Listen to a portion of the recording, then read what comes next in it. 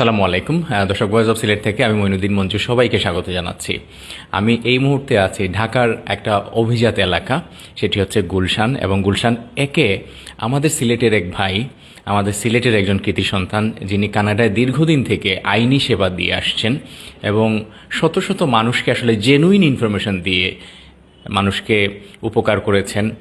সেই এর আগেও আমরা দুই তিনবার তার সাথে কথা বলেছি এবং তার এই ভিডিওর মাধ্যমে অনেক মানুষ উপকৃত হয়েছেন। তিনি হচ্ছেন আমাদের সিলেটের ছেলে খান ইমরুল চৌধুরী এবং তিনি ল সোসাইটি অব অন্টারিওর মেম্বার, তিনি আইসিআরসির মেম্বার, নোটারি পাবলিক। এবং আজকে যেটা বললাম যে ঢাকায় তিনি অফিস সবেমাত্র শুরু করেছেন এবং তিনি নিজে উপস্থিত হয়েছেন এইখানে। তো আমি আসলে জানবো আসলে কানাডা নিয়ে আসলে অনেক প্রশ্ন আমাদের কাছে এখনও আছে, এখনও কিন্তু অনেক অপরচুনিটিস আছে।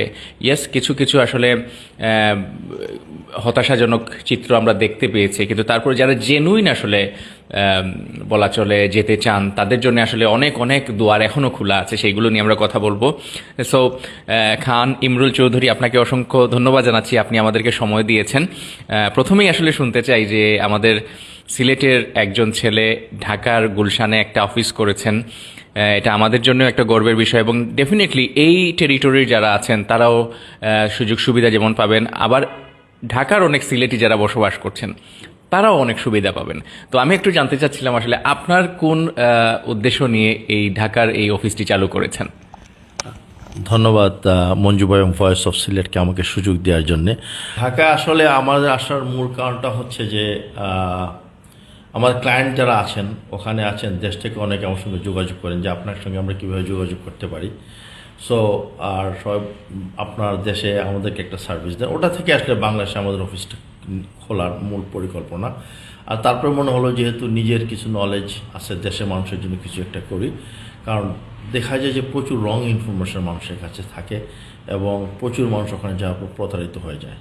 তো এইসব দিক থেকে মনে করলে মানুষকে যে সঠিক ইনফরমেশনটা দেওয়া যায় এবং সঠিক সেবাটা দেওয়া যায়, এই কারণে আসলে বাংলাদেশে আমাদের আসা।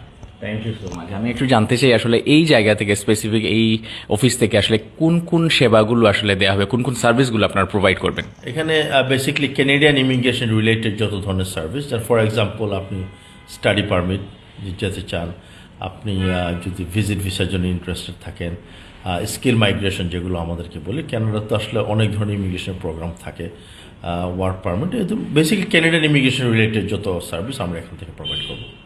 ওকে, থ্যাংক ইউ সো মাচ। আসলে অনেক সময় দিয়েছেন আপনি আমাদেরকে।